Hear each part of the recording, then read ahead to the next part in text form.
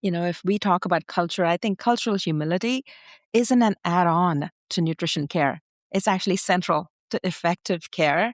Welcome back to the Nutrition Newsroom. This is a special segment of the Exam Room Nutrition Podcast where we break down trending nutrition headlines with a variety of expert guests. And today I am really excited to be having this roundtable chat with 4 other dietitians from a variety of different cultures. And we're going to be talking about how culture impacts food and the recommendations that we make for our patients. If you're new here, welcome. I'm the host of the Exam Room Nutrition Podcast, Colleen Sloan. I'm a registered dietitian and a PA, and this podcast is your guide to giving better nutrition advice. So we're going to be unpacking all things culture and how it relates to your nutrition recommendations.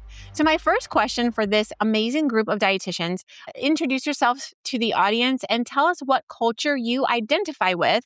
And then what's one common misconception or maybe like a piece of misinformation that people have about foods from your culture?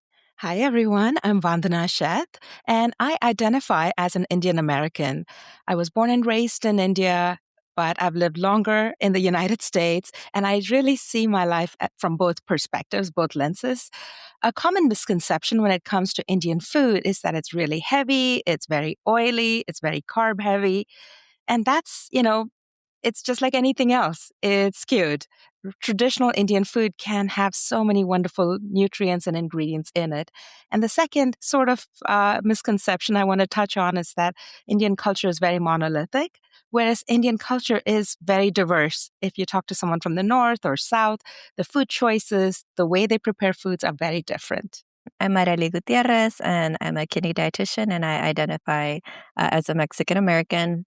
I was born in the U.S. However, my whole life, I grew up in a border town called Huaslico. It's literally 10 minutes from Mexico, so it kind of felt like I had the best of both worlds. And I feel a big misconception for Mexican food is that, very similar to what you said, it's very fatty, very carb heavy, it's unhealthy, and that it's the reason for why Hispanics or Latinos have high rates of diabetes or high rates of kidney failure, which I know we'll get into this. It's really not as much about the food as other social determinants of health. And especially being a kidney dietitian, there's all these myths surrounding the potassium in fruits and vegetables and providers wanting to cut out fruits and vegetables, which again is not what the current science says. So big things for me to bust myths on. It's really good to have you back on the podcast, Arely. You are actually my guest for episode 76, and it feels like an eternity ago, but I'm just so honored to have you come back because that episode we actually titled, Are Your Assumptions Hurting Your Patients? Rethinking Ethnic Food, and we really unpacked the misunderstanding about Mexican food and that, traditional Mexican food can be really, really nutritious. So I'm really excited to hear your insights again. And if after this episode, you guys want to go check out more about Arely and how we can have conversations about ethnic food, I'll link down to episode 76 in the show notes. Hi, I'm Jerry Yan Kusipag. So I'm born and raised in Manila, Philippines. I identify as Filipino. And one common misconception that I often hear is that Filipinos eat too much rice. And this automatically makes our food unhealthy. Rice is a staple for us. And in reality, it's usually eaten with vegetables, legumes, and seafood. And it's also shaped by affordability and food access and not just personal choice. Hi, my name is Patty, and I'm from Nicaragua, born in Nicaragua, but I identify as Nicaraguan American. I've been living in the United States all my life, so I'm definitely a mutt. As far as the misconception, I would like to think it would be specific to Nicaraguan food is that it's all fried foods. We do fry foods, but we do also treat foods other ways that are healthier, and also that the misconception that all Latin foods are fall under the same umbrella. I would think that there's just so much variety within the Latin cultures that we all do something a little bit different. I love this group of beautiful women. This is going to be so fun to have this chat. So, I'm actually American. I was born and raised in South Florida, but South Florida is really unique because it's really a melting pot, especially when it comes to Latin food. So, I've gotten a lot of exposures to a variety of different cultural foods there. I'd love to start this conversation with a definition of cultural diversity. And so, I would love to hear, when you hear that phrase, what does that mean to you? So, to me, cultural diversity in nutrition means recognizing that food is not just macronutrients, it's identity, it's memory, it's belonging. And when it comes to clinical care, it means that we don't assume a default plate. We begin by understanding what already exists in our patient and our clients' lives and their eating patterns, and we can build from there. That approach improves long term sustainability and real world implementation. And as practitioners, that's truly what we want. We want people to feel heard. And so that's what I think of when I think of cultural diversity. Having had I have a podcast specifically on like cultural foods. I've been getting so many different insights from my guests. And the number one thing that I've learned is that we're not aware of our own biases, right? Because you don't know what you don't know. You're only exposed to so much. So culture diversity for me is starting from scratch, starting from zero. Like, yes, it's great to be familiar with certain food patterns, certain cultural foods, but there's so much to take into consideration, like assimilation, religion. Did they marry into someone who's of a different culture? There's so many things that can impact how someone eats. So even if you see a patient and they look like they're Latino or Filipino, anything, you have to understand they might not necessarily eat that way. So you always start from zero. Yeah, I definitely have to agree with all the lovely ladies here. Diversity, to me, what it means is being open to what your patient is going to provide. Like what Adeli said was just definitely don't have your biases. Like we can't assume that they're going to be eating yogurt and oats and all this stuff that maybe we are very much exposed to, but to them they're not exposed to it, so it's not diverse and it's not going to be appropriate for them. So I think openness as a dietitian is definitely important for the diverse. Patty, that's a really good point.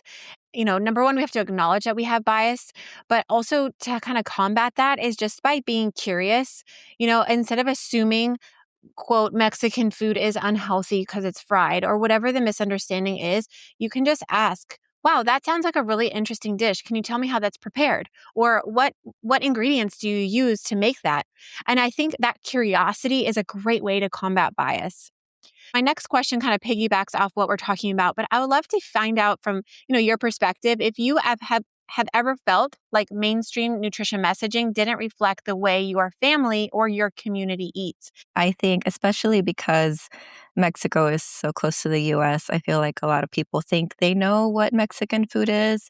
There's a lot of Tex Mex restaurants out there. And if you've only been exposed to like Tex Mex restaurants, you might have a very different idea of what traditional Mexican food looks like. And even within like Tex Mex itself, it's like a spectrum. Like you have everything from something very Americanized like Taco Bell to something that maybe is like um, Mexican food that was created in Texas. So depending on what people have been exposed to, they have a different idea of what like traditional Mexican food is. And even within traditional Mexican food, like was mentioned earlier, whether you lived in the South or whether you lived in northern Mexico, whether you live on the coast, it can be completely different. I just wanted to add similarly, when I think of traditional or typical American nutrition messaging when I came here over 3 decades ago, I remember looking at the messaging. It was all cereal and sandwiches and salads. And many of my Indian American clients don't eat those foods at home. And so recognizing that, yes, we can swap some of those, but for a patient or client to have to make that mental translation every time they see nutrition messaging, it becomes tricky for long-term sustainability of messages. So that's where we come in as healthcare providers to translate, to bridge that gap between what they see on a message to how it can really apply in their life. Going off with what Vandana and Aurelie has already said, mainstream nutrition messaging mainly is Eurocentric or Western. So it pertains like sandwiches and salads are more healthy. And in reality, that's not how our immigrants and communities of color eat. So that kind of invisibility has consequences. It can make people feel like their cultural foods doesn't count or even not healthy. So I'm even thinking about the previous visual that we had, which was the My Plate, which I loved for its simplicity and is a great, fast tool to use. But even thinking about that from the American lens, it does make sense. That is how a lot of our meals are proportioned. But if you have a bowl meal, which a lot of cultures consume bowl meals, it's really difficult to see where those different foods fit. And so I would love to move into a conversation about the dietary guidelines, not just the visual change, because we've kind of eliminated the My Plate and now it is a pyramid, but there really is no reflection of cultural foods on the pictorial of that upside down pyramid. But also, I didn't see any mention of cultural inclusivity in the guidelines itself. So please correct me if I'm wrong. But I would love to hear your reaction when you read the guidelines and with the explicit removal of the reference to cultural foods. I was concerned when I looked at the new dietary guidelines because we have strong evidence that shows that culturally tailored interventions, nutrition interventions, can positively improve diabetes, cardiometabolic health in the long term. And so removing explicit language that risks signaling that culture is secondary and instead of it being foundational to how people live their lives. So I think guidelines do influence reimbursement, education, and policy, and our language really shapes our practice. I'll chime in. For one little thing that I noticed was just the inversion of the pyramid. How now we have the grains as teeny tiny bit of representation, just a fraction of our meals, and rice is such a huge component in international foods. I think it's been so stigmatized as something that's just horrible to have. You can't have it. Shame on you if you're going to have like so much rice. Yes, the quantity is important, but you have it with beans, which rice and beans is so it's ubiquitous, really, in so many cultures that to put grains as such a tiny, minuscule part of your meal, it doesn't speak to diversity at all. And I remember having a little bit of an issue with the My Plate because again, like if you're using a bowl or you're having a curry, you're having picadillo, that's not what our food looks like. So when I would translate that to my patients, I would be like, okay, let's kind of think of it in terms of percentages, right? You want like the majority of your meal to be vegetables. If you are doing, for example, a picadillo, how can we add in more vegetables so it takes up more space? And so there were so many people that were working on that, right? Creating infographics. Like, I don't know if you follow Dr. Kari, I forget her full name, but she was in charge of creating infographics that were culturally inclusive. And she was so proud. I went to go see her speak. She was so proud that they had come up with all these different My Plate infographics featuring different cultural foods that she wanted to share with us. And that day that we tried to log on to see it, they were gone. So imagine all that work that was put into cultural inclusion and then just wiped away. I was honestly disappointed. I felt that years of progress we're taking a step back from it in recognizing culture as central to our health. And I think also it sends a message to the public that culture is optional and it doesn't, when it's actually foundational to effective health promotion in for chronic diseases as well. And especially, we are in a multicultural nation. We are not a monolith here. So, yeah, I felt really disappointed with that. Yeah, and I think this is where our previous guidelines did a much better job, although space for improvement. And it would have been so cool to see some different cultural my plates reflected. But even, guideline 2 says customize and enjoy food and beverage choices to reflect personal preferences, cultural traditions, and budgetary considerations. And they had, several sections that talked about how we can, include different cultural foods to reflect their specific culture and traditions to help communities across the country eat and enjoy a healthy dietary pattern.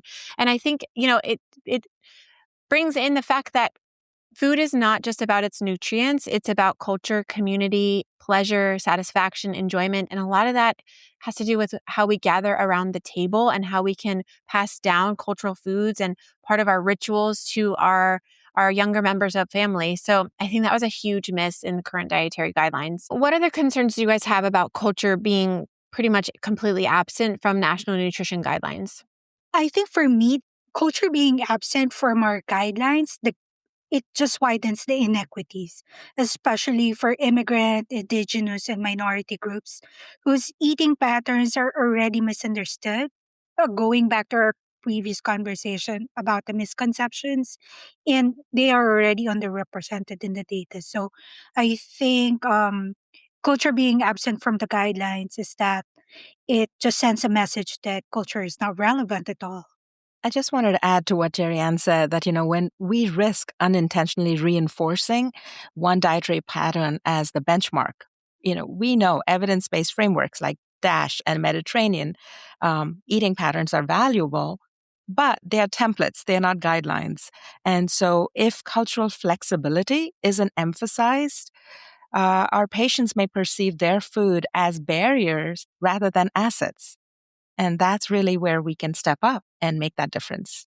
Yes, and it's something that is very heartbreaking because I feel like those myths about cultural foods being unhealthy are so pervasive. They're so insidious that I've heard it from my own people. I've heard it from other Mexicans, Mexican Americans saying, like, I would lose weight, but I don't want to give up my cultural foods. I would control this. However, how could I ever give up?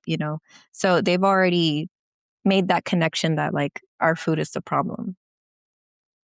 I think it's similar messaging to where people think that if they're in a larger body size, that something is wrong with their body, right? It's messaging that we can tell them, oh, your food is unhealthy. And that just comes from a lack of knowledge, a lack of understanding about that food. So with cultural recommendations and inclusivity lacking in the guidelines, how do you think this ends up trickling down into exam rooms and the language that clinicians are using when it comes to questions about cultural foods? I think it shows up in subtle ways. A clinician might recommend switching to whole wheat bread, but your patient may not even be eating bread. Or they're told to eliminate rice, like Jerry Ann and Patty mentioned. Rice is a big part of culture. Instead of discussing portion size or pairing with fiber, protein. And what happens is our patients often will nod, but they leave without a plan that fits their real life. So we might get short-term compliance, but really it's not a sustainable, healthy way of living for them to achieve their goals. So I'd say it can be very subtle, but as practitioners, if we can be more open, more curious, come in with questions before we naturally just give our advice, that would be a great starting point. Bandana definitely brought up something to mind. What I noticed when I was shadowing with some patients, they were very shy. They didn't want to talk about what they were eating. And I don't think it's not to blame anybody. I just think that it's more of a psychological, like you're here with the doctor and we're just going to listen to what they're going to say, but I'm not going to say anything about myself. And the whole idea of getting these wonderful questions to get out more information about these patients and having them feel comfortable to come out and actually start to tell the provider, hey, this is what's going on, and this is really what's happening with my life, and this is what I'm eating. Those questions are so important so that they can feel comfortable that the dietitian and the patient works together in bringing up healthy outcomes for them. What you might see might be subtle. And one big thing that's related to that is how much time doctors have or PAs have with their patients is you maybe have maybe 15 minutes at most. So when you're like, go, go, go, go, and you're trying to address all these different things because they're probably coming in not just for one thing, you can kind of get into the habit of making those blanket statements of being like, okay, you need to stay away from rice, stay away from, entire foods because that's just faster than having a collaborative session with a patient of being like, okay, like what kind of foods are you having? Can we pair it with this? Can we pair it with that? So providers that are listening to this, do what you can, do your best as far as being collaborative with the patient. But also this is why dietitians are such a great assist because we have that half hour or hour to get a little bit more into the details. So I want to linger a little bit on something that Vandana had said. And this is, I want you guys to give us some like a real look into your cultural foods and recommendations that kind of go against it. You had said to switch to whole grains. And a listener might be like, well, that's a great option. Like that is what our recommendations say to tell our patients. And so I would love some great examples of other guidelines or recommendations that sound good or appropriate or even healthful, but that might feel dismissive based on that patient's culture. I'll go first. I think my example would be cut off white rice, where white rice is really a staple with Filipino food and other Asian foods as well. And white rice tastes just different with our other main courses. So the brown rice doesn't just cut it. So I think that feels like very dismissive on, nutrition recommendations or nutrition advice. However, you can counter it with, portion sizes. Or personally, what I do is just mix the brown rice with the white rice so that I'm not too shocked on how it tastes with my main course or the vegetables. I love that. And many of my clients as well in the Indian culture eat rice. And so we come up with tweaks to their traditional recipes in our sessions and figure out, how about we add some cauliflower rice? Because I specialize in diabetes and pre-diabetes. And so with blood sugar, if they're wearing a CGM, we can literally see the impact of that food. And so we customize their recommendations based on that. The second thing is many of my clients are also plant-based, vegetarian, and one of the biggest problems is when they see a practitioner who is not familiar with plant-based eating, tells them, oh, what do you eat? You just eat vegetables? And where's your protein? Because there's this big push on protein now.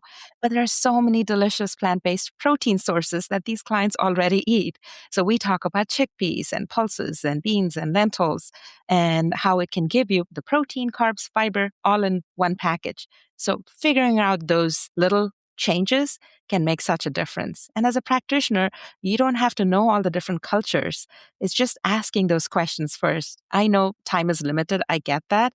But if we can just start with one open question, maybe like, what is a typical dinner for you? That can take 1 minute, but that can open the door to you hearing what's typical for them. One thing that I did notice was pushing quinoa on everybody, even though it's a wonderful food. But not everybody likes quinoa. Not everybody knows how to cook it. So I'm not dissing quinoa. It's wonderful. It's just to push it on somebody that's not a part of their culture.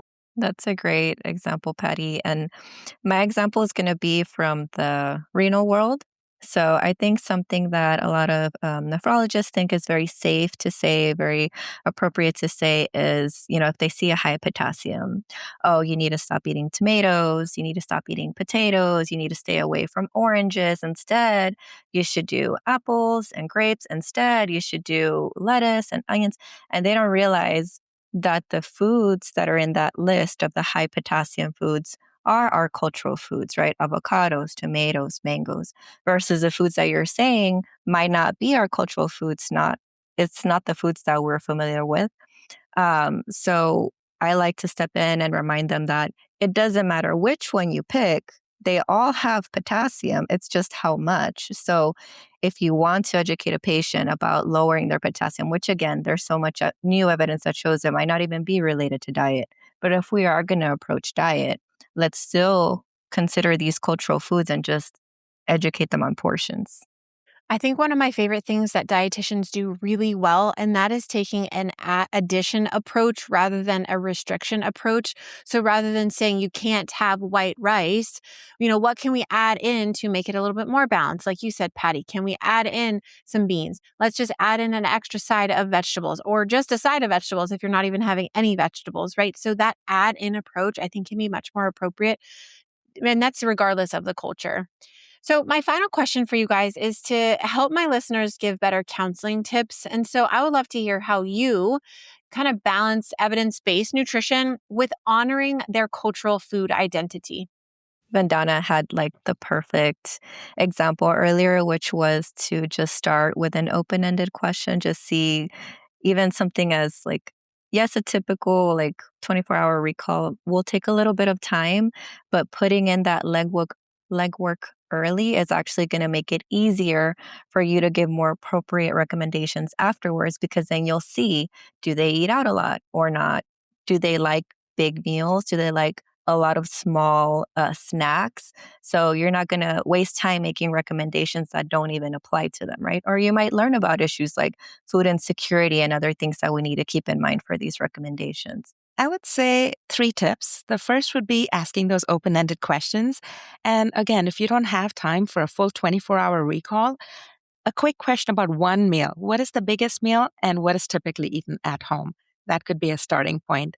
The second could be, could you try to use some of those foods as you address them? Like right away, if you know the client is eating a flatbread called roti, instead of using the word whole wheat bread, if you're comfortable, use roti in your explanation because they will feel more respected, more heard. And the third, I would say, is like Colleen, you mentioned, we love adding foods. So it's about, okay, if you love white rice, let's modify portions, let's substitute, let's add something, not take it away completely from the plate.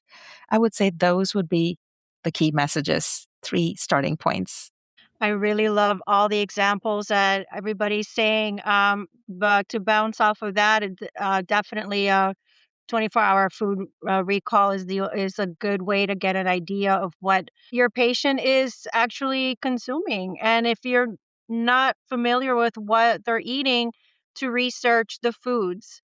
There's definitely a lot of foods that for in one culture is very is ubiquitous in one and then is not being eaten in another. Just to ask what your patient is eating, then you can do the research, take a little bit of time if you have to come back in another session, and then you can have a little bit more information as to see whether or not those foods that they're consuming are meeting those dietary guidelines.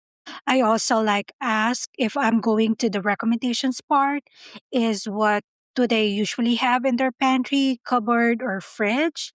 At least I have an idea on their food security, on what does it look like. And from there, you could always tailor it with evidence-based nutrition. You can adjust with the macros in fiber, in sodium as well. I think Colleen had mentioned, how do you balance evidence-based nutrition with honoring identity? And I really don't think that they're competing principles.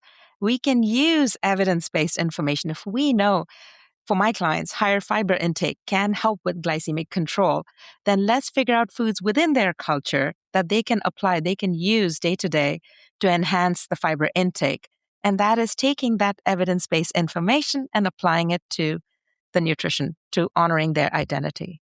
Absolutely. That was my first thought, was like they're not mutually exclusive.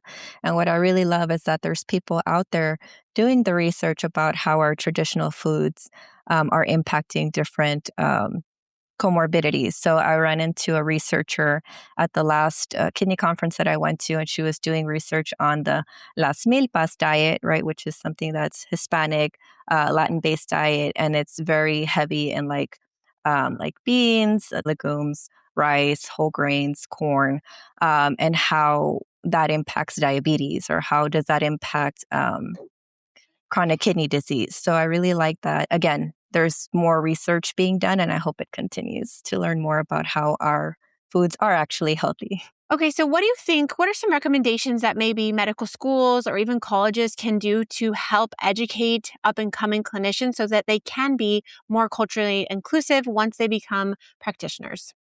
Okay, so I would say if there was one thing I would change about medical training, it would be that if we could integrate applied cultural case discussions into clinical education, embedded into metabolic management scenarios rather than having just one cultural diversity lecture.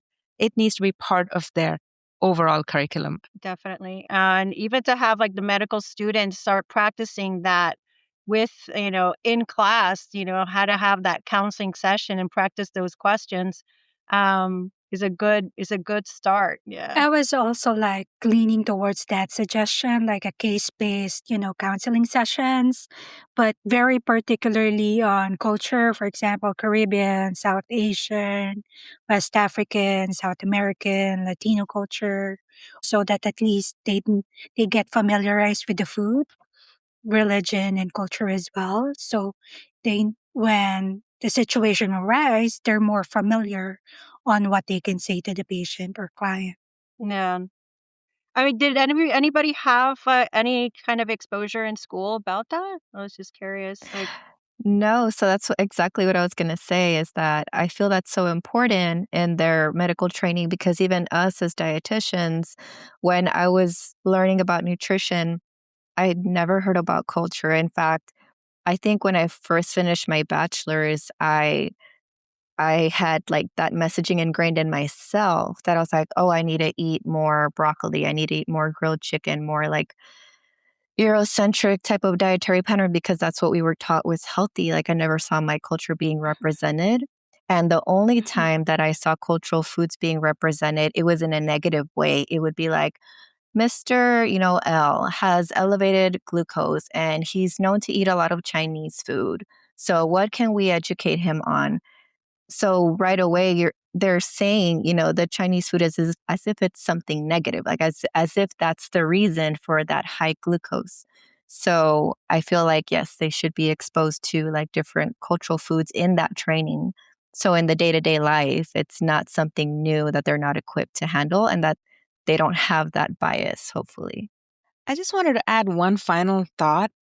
If we talk about culture, I think cultural humility isn't an add on to nutrition care. It's actually central to effective care.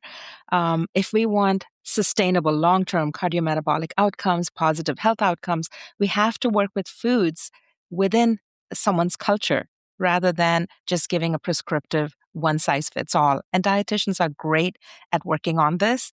And it always starts with a simple question, that curiosity that someone can open up to you in your sessions, and that can positively impact their lives in the long run. I love that. What a beautiful place to end. Thank you so much for sharing that with us. Guys, this has been such a fun conversation. I have been so blessed by learning from you and your cultures and just sharing insight into kind of a window into your culture and what it means to be culturally inclusive and respectful. So thank you so much for the gift of your time. If you guys want to connect with any of these experts, all of their contact information will be down in the show notes. But I hope that this was your reminder to stay curious and learn about a new culture today. Thanks so much for being here, and I'll see you next time.